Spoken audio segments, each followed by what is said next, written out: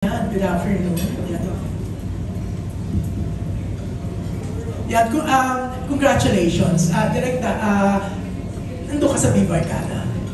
Yan, nandun ako sa Bibarkada. Grabe yung reception ng tao. Yes, yes. Palakpakan yung hiyawan Yes. ng mag-perform ang cast ng I Love You since 1892. Yes. Sa nakita mo na reception, kinakabahan ka pa ba? Na kung tatanggapin, kung ang team up syempre nila Jerome and Heaven, at saka yung pelikula mo. Gusto ko muna bigay yung aking immediate reaction nung nag-umpisa yung show, tapos nagtilian yung mga tao bago lumabas yung mga artista. Hindi pa rin sisimula ang show, nagtitilian pa lang yung mga tao. Ang unang pumasok sa isip ko, ang galing-galing ng Viva. Diba? Para without a network and just using their own infrastructure and the app, they were able to create this fandom, a very, very interesting fandom with a varied menu of artists. Ang husay-husay ng Viva. So, tungkol dun sa kinakabahan pa ba ako kung tatanggapin ang show o hindi, kinakabahan ako June on so many levels. Pero hindi dahil sa kung tatanggapin siya o hindi, dahil matagal na tayo sa industriya at marami na tayong shows na nilaunch. At kung yung kaba ko ay hindi dahil kung tatanggapin sila o hindi. Bakit? Kasi magagaling silang artista eh. Bilang isang veterano sa industriya, hindi lang ito labanan ng pasikatan, kundi labanan ng patagalan. At tatagal ka kung mahusay ka. So, malinaw sa utak ko na ang show na ito na kinabibilangan nila ay magsisilbing isang malaking pundasyon. Hindi tungkol to sa kasikatan lang o patilian eh. Tungkol ito sa pundasyon ng paano sila magiging mas mahusay pa para mas tumagal sila at mas marami silang magawang makabuluhang proyekto. So on that note, hindi ako kinakabahan. I think ang mas tamang emosyon na naramdaman ko ay excitement. Simply because lahat kami naniniwala sa material at alam namin na may mga inampag kami para mas lalong yumabong to ma-enhance yung original material on print form. So excited kaming makita ng mga tao kung paano namin translate to on screen. Yun lang yun. Pero diba, nakakabilib talaga ang Viva. Oo. Sabi mo nga, bumilib ka. Ako, bumilib ako kasi after Marco Gallo, naisipan nila na si Jerome talaga yung partner kay Heaven. At tanggap ka agad, di ba? Kahit ako din, patanong dyan. Oo, di ba? Di ba, ang bongga dyan, at Jerome, di ba, nakakagulat yung bilis ng pagtanggap. Parang pagkapasok nun sa Zoom meeting, sabi, uy, naliligaw yata ako. Yun ka. So, in the end naman, who am I to question, di ba? So, inihaan ko na lang yung trabaho ibigay sa akin at gampanan. Pero grabe, no? Yung ang bilis ng pagtanggap, di ba? Ikaw, naisip mo rin yung gano'n na, or hindi, na parang ikinagulat mo din na eto pala, parang teaser pala nyo sa Bibarkada, pero grabe na yung reaction ng fans, di ba? Oh yeah. Dun sa scene drop na ginawa namin. Actually, ito, para lang malaman ng lahat. Until now naman, kahit from the Safe Skies Archer pagpasok sa Viva, hindi ko pa rin naman tanggap na matatanggap ako yun. Hindi ko matatanggap yun. Kasi ang pinaka-importante sa akin, inatanggap ako ng mga taong nagbibigay ng trabaho at nagtitiwala. I'm just to be honest. And, alam niyo, until now, hindi naman nila matatanggal yung sakit ng mga sinabi nila sa akin na as hero. Hindi ko siya magagamit sa pag-arte. Kung hindi, ang nagamit ko is yung mga humahawak sa balikat ko, sa likod ko. Ano yan? Trabaho mo yan eh. Kaya mga nakikinuha, pinagkatiwala ko na. So, yun yung until now, hindi ko ang ma-appreciate ko, uy, katulad nung may wanted, diba sinabi ko sa'yo, parang may nagsalita sa akin ng Tagalog eh. Parang, Jerome, ganyan-ganyan, ikaw lang inabang mo sa Weaver Kata, alika, tumaas tayo sa kahuyan. Isipin mo ako, sabi ko, wow, natutuhan mo na ulit na-appreciate. Ganun. Pero maganda yung sinabi mo, no? Yung mga ang ginagamit mo sa pag-arte, yung mga ginagawa o yung suporta ng mga tao katulad ni Direk Mac, no? Yeah. Hindi yung mga bashing. Kasi katulad yan, hindi nila tagal, pero pagdating sa set, sobrang alaga-alaga kami ng director. Talagang nakikita niya na ito yung role na nakikita niya agad, alam niya agad kung paano kami. No? Pero napapansin nila, usapan dito sa kanan ko, yung reaction nila na parang may hugot ka sa ginawang pambabash. Siyempre lahat naman ang tao. Hanggang ngayon, ganun pa rin kasakit. Or dahil sa kasikatan mo ngayon, kasikatan ng mga proyekto nyo, nabawasan na. Kasikatan or nabawasan. Minsan kasi darating tayo sa point ng buhay na alam natin kung saan natin ipaprioritize yung emosyon natin. No. Pero eto na, ang mas mape-pressure siguro kayo ni Heaven kasi parang ang daming fans, umaasa na magkakaroon ng something sa inyo. Heaven award. Ngayon pala, parang siniship na kayong dalawa. Honestly, siguro ang ibig sabihin siguro dun sa dagdag pressure is kahit pa paano, mag-care na rin ako dun sa pressure na natatanggap ni Heaven. Kasi syempre, kami as a team, kami yan. Even si Joseph, pero si Joseph wala. Isang tanggalan ng t-shirt. Ay, hindi. Makakadagdag ng pressure yan sa'yo na magka-abs ka din para ang daling mong Ako, nagmamarikit lang ako. Pero si Joseph yung naglalabas. Kasi si Joseph nga, tumagundong ang naraneta mismo yung pagubad niya. Kasi mo lahat ng boys ng Beaver Kata, gumano. Si Joseph, tanggalan ng t-shirt. Kasama sa prod yun. At least yung reaction ng mga boys ng Beaver Kada na pag ganun, pag ganyan. Kasi Yes, kundi, so- magdududa kami. Pero yun, regarding sa pressure, we take it. Sabi nga nila ang diamonds, hindi nabubuo ng walang pressure. Ang bongga. Fairness to Jerome Ponce, ang galing niyang sumagot. Diba? Hindi, nabasa ko lang sa TikTok yun. Ginaya lang pala niya. Pero Heaven, ayan, narinig mo ang sinabi ko, ang tanong ko. Oo. Hindi ka ba kinakabahan o nape-pressure? Parang may gusto na kagad sila? Nakamove on na kagad ang mga fans? Oo, iba lang gusto ko hindi. Oo.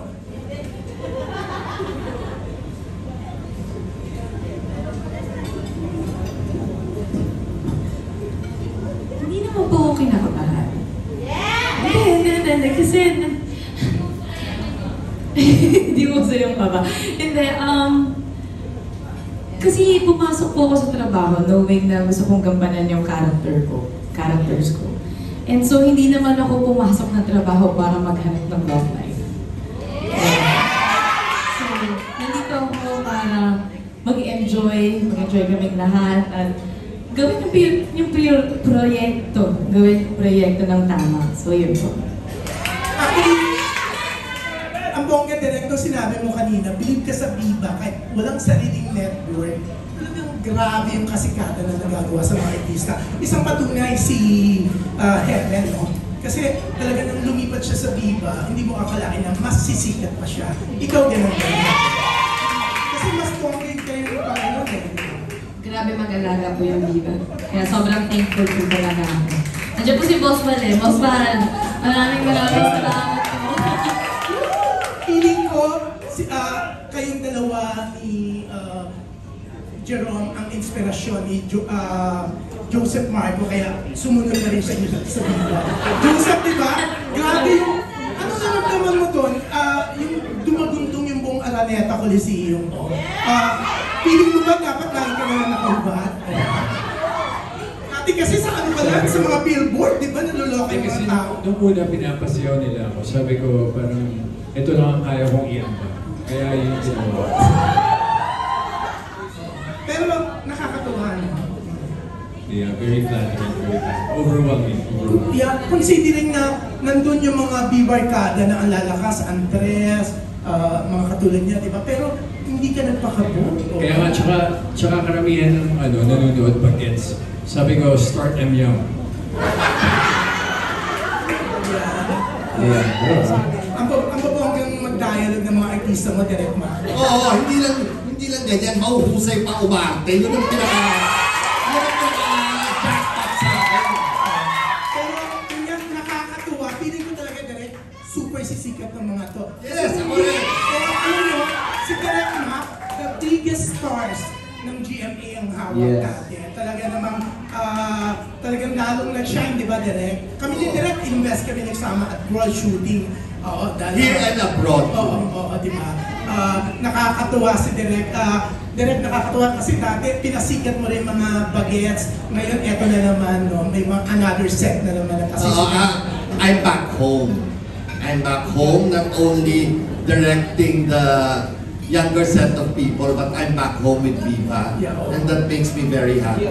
Siyempre, alam naman ng lahat na kung ka nagsimula, di ba? Yeah, Viva. Yeah. Viva, ang buhay pelikula ko ay nagsimula sa Viva.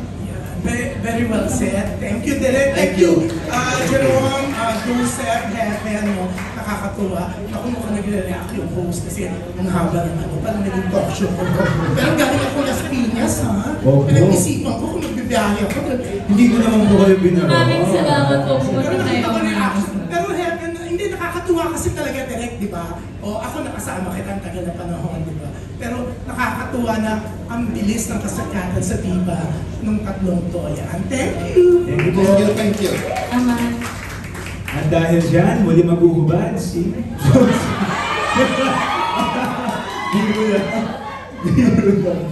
That was June Lalin from Abante. Ngayon naman po, maririnig natin ang tinig ni Von Belinario ng TV5 Digital. Magandang araw po. Grabe, na-pressure ako kasi dalawang batikan po yung sinundan ko. So ang tanong ko ay para sa mga bida ng ating serye, kila Joseph, Heaven at Jerome. Paano nyo isinapuso ang inyong mga karakter bilang sila Carmela, Carmelita, Juanito at Leandro?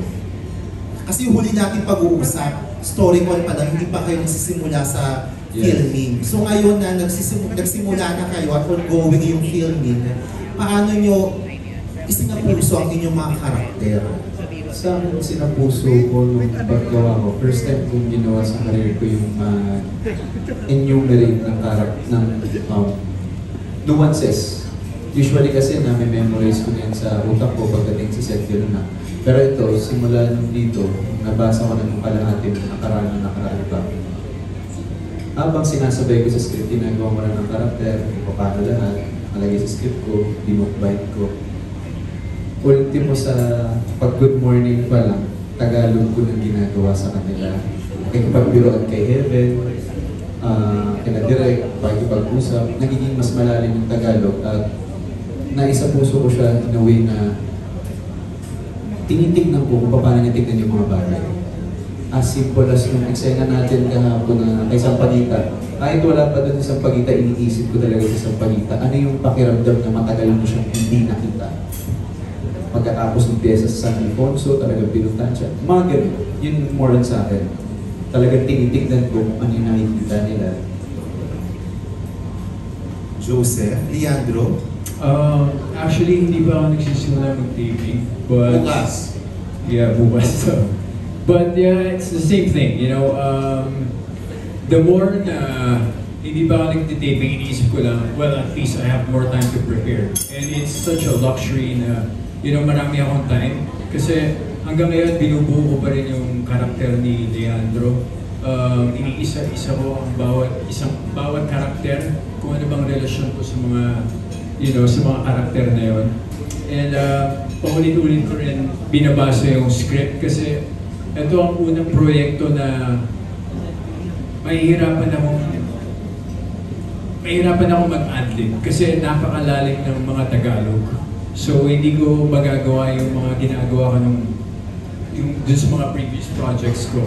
And yeah, I'm very thankful kasi ibang challenge yung kinakaharap ko ngayon. And yeah, I'm just really excited and so eager to start. Binibining Heaven,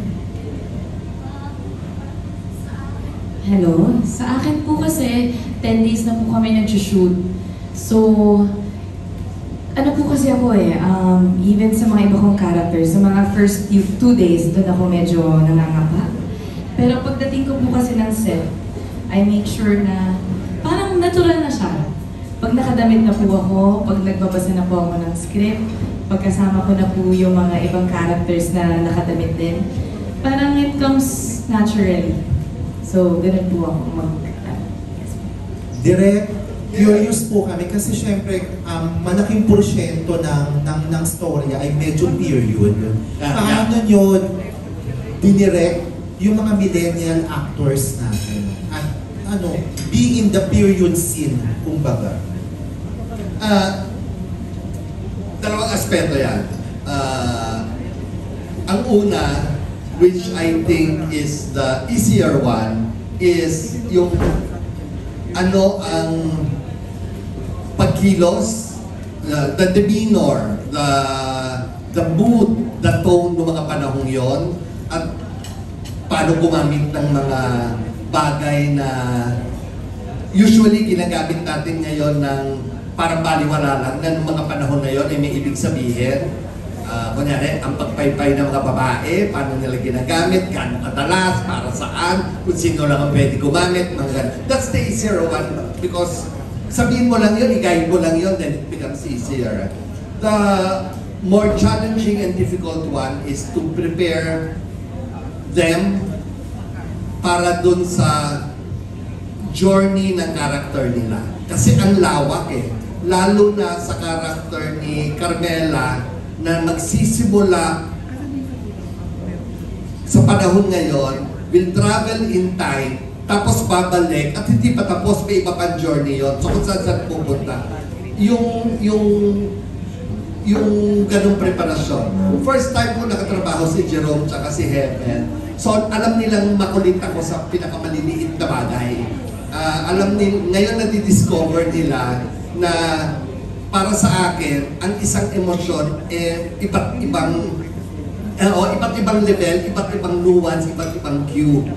So habang tumatagal, na dinidirect ko sila, nagkakaroon kami ng common language. So mas naiintindihan nila ngayon, mas bumibilis, pero whether mabagal o hindi, bilang director, ang pinakamahalaga sa akin lagi, tama ang puso I will always go back to that Tama ba ang nararamdaman? Sincero ba ang nararamdaman? Kasi kahit tama ang kilos mo, at tama ang costume mo, at napakaganda ng ilaw natin, di ba? Yung cinematography ng trabaho, napakaganda talaga. Ang ganda ng bihis, kung mali ang puso, may diskaril yun So lahat ay laging nagsisimula sa puso. Dahil 10 araw na namin ginagawa, mas yon ang nakakasanayan nila. So when they talk about characters, or we talk about characters, we don't talk about the looks, the demeanor, the tonality, not just that. We talk about the heart and the journey. Yon ang mas mahalaga. Ang lagay naman pong kaabang-abang. Maraming salamat po at mabuhay. Salamat po, Viva Digital. Susunod si Alan Sancol ng Stars Photo at Abante Tonight. Good afternoon, everyone. Congratulations. Direct, congratulations. Yes, thank you. Yung first song to Binibining Mia. So, congratulations, naging series yung Warpat. Tapos, ang tanong ko, ano yung mga na-appreciate mo, yung na-collaboration dito sa mga director, sa writer, and then sa mga cast doing this series para sa Viva One? Unang-una po, gusto ko pong balikan yung feeling nung nag-meeting po kami sa Zoom. And first time ko po mag-meet si Derek. And pati po ang mga writers. Nagbigay po si Derek ng insight about sa I Love You Since 1892. Nagbigay din po siya ng guide. Una pa lang po, binigyan na ako ng heads up kung ano po yung mga mangyayari, if ever. At yung time na yun, pakiramdam ko po, isa sa mga dahilan din, kaya ako nag-yes. Dahil nakita ko po yung passion kay Direk at sa writers that time nasa meeting po kami, na mahal po nila yung story, na binasa po nila, na marami po silang nakitang mga bagay na gusto rin po nilang ibahagi sa mga manonood. At naroon din po yung appreciation sa kasaysayan natin na bihira lang din po matalakay ngayon. Sa pamamagitan po ng isang kwento, bukod sa nasusubaybayan po natin yung pag-ibig sa tao, pag-ibig sa bayan, pag-ibig sa pamilya, pag-ibig sa kaibigan, nasusubaybayan din po natin yung unang panahon kung saan hindi po patay ang nararanasan ng lahat. Doon ko po naramdaman na parang magkakapareho po kami ng pangarap na magawan po ng isang series, ang isang kwento na nagpapahayag po ng damdamin ni Pilipinas. Sa writers naman po, hanga po ako sa kanila kasi ako po yung team kong mabagal magsulat, pero sila po sobrang bilis. At bukas meron na po silang draft. The next day meron akong draft 2. Nakita ko po yung respeto po nila sa material kasi kahit po yung mga linya na naroon, kuha-kuha ko sa book. Ako pa nga po minsan yung nag-aas kung pwedeng baguhin na lang, ganyan. Kasi po yung nasa Wattpad po na sinulat ko ay yung mga grammar, kahit sa Pilipino. Ayun po, ako pa po yung nag-aas sa kanila. And sila po gumagawa rin po yung writers na research sa mga simpleng bagay, sa kung meron namang ganitong term noon, kung meron namang ganitong sakit noon, gano'n. So, doon ko po naramdaman na parang nasa isang bangka po kami lahat. Na sabay-sabay po kami nangangarap na makipalabas po ang isang nobela para po, para po maabot po niya yung mga tao na kung baka hindi po nakabasa ng kwento, mga matatanda po na hindi na po kayang magbasa ng nobela, at mga dayuhan po na hindi nakakaunawa ng wikang Pilipino. Thank you. Yung sa suggestion kay Direk, ano po yung mga challenges na na-encounter nyo doing this aside dun sa napakalalim ng mga Tagalog na ginagamit na dito? Di ba nagkakabulog-bulog yung mga artista nyo sa pagsabi ng kanilang mga script doing this? Hindi. Ang challenge ay wala dun sa execution eh. Kasi mahuhusay silang lahat eh. I'm not exaggerating, mahusay talaga sila. Ang mga challenge simple, bigyan kita ng example. May eksena kunyari all-star cast. So 13 sila. 13 sila magpo-costume ng ganito. Ang init-init. So by the time magdumating sila sa set, magre-rehearse ako. Hinta ng rehearsal, pinapawisan na sila. So magpupunan sa ng pawis, magre-retouch siya ng makeup. So magte-take. Pagtapos mag-take, in the middle of the scene, I will cut. Kasi yung pawis nila tumutulo. So magkakat na naman ako, magre-retouch na naman sila, etc. etc. So ang isang eksenang simple basahin, pag ginawa mo, hindi siya simple gawin. Di ba? For example, madaling basahin na, yung ganito, naglalakad sila, namamasyal, etc. etc. So maglalakad sila, mamasyal, etc. etc. papato. So maglalakad si Heaven na nakaganyan. So sumasabit lahat ng damit niya. Merong muntik little things na hindi mo mai-imagine. O kaya ang feeling nila, ang sari-sariwa ng hangin. Pero nasa ilalim sila ng araw. Ang init-init ng suot nila, nakaganyan sila. So yung ganong challenges na na walang may konting kinalaman pero hindi malaking bagay sa acting. Kasi kung execution lang, they come prepared, they know what they're supposed to do, they listen, they're willing to work hard. Kaya lang minsan talaga, pag mainit, mainit. Tapos kahit umuulan, hindi ibig sabihin malamig. Minsan mas mainit pag umuulan. Very minor challenges, nothing great. Isa pa pala. Dahil nagsushooting ng 1892 at lahat ng mga bahay na luma nasa main road na maraming dumadaan. Kahit isara mo siya, dinig mo ang ingay ng tricycle at ng sasakyan 2 blocks away. Tapos nag-e-eksena sila ng drama. You have to cut. Tapos mabawin. Little things na hindi naman little talaga, pero wala kami magawa. Hindi namin kontrolado minsan. Thank you, So yun lang. Thank you. Yung last section of the 3 cast, tanong ko lang kung kung kung paano kayo nakarelate dun sa character ninyo. Especially si Heaven na dalawa yung character mo dito, di ba? Yung makaluma at makabago. Saan ka mas nakarelate dun sa character mo, dun sa dalawa? Ayoko po masyadong magbigay ng detalye regarding the characters para sana meron pang surprise element pag lumabas yung trailer or yung first episode sa mga hindi po natin na readers. Pero naniniwala po kasi ako na kunyari si Carmela, a part of her, ako na yun eh. Alam ko na naiintindihan ko na siya kumbaga, na same naman kami kumbaga sa pagmamahal ng mga tao sa paligid, na inuuna namin ng ibang tao bago kami. Regarding kay Carmelita naman, when it comes to love din, sometimes you become a bit selfish. Pero, because tao ka pa rin. And I think both of them, parang pinapakita yung spectrum ng tao regarding personalities, di ba? And so, I can relate to both in a sense na I can be kind and I can be bad because of so many reasons. So, ayun po. Ganun ko siya tinitignan, yung dalawang character. Si Jerome naman, saka si Joseph. Sa akin, pinakamalapit siguro yung pagdating sa mga magulang.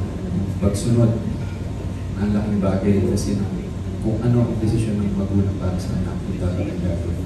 Medyo doon nang na-relate ko kasi naalala ko bigla yung nabalikan ko ng mga panahon na nakasama ko yung papa ko pa sa isang bahay, sa tamesa pa ako nun. Sumusunod ako talaga sa kanya. Na kahit may sama ko ng loob, hindi ko mapakita, hindi ang ganda ng napunta. So, ay, kasi ganoon din naman, kasi katulad ni Juanito, kailangan na sundin na pakasalan si Carmelita. Hindi yan. Diba? Hindi niya pinagkisiyan. Thank you. Joseph? I would say sobrang nakaka-relate ako kay Leandro kasi number one is very career-driven.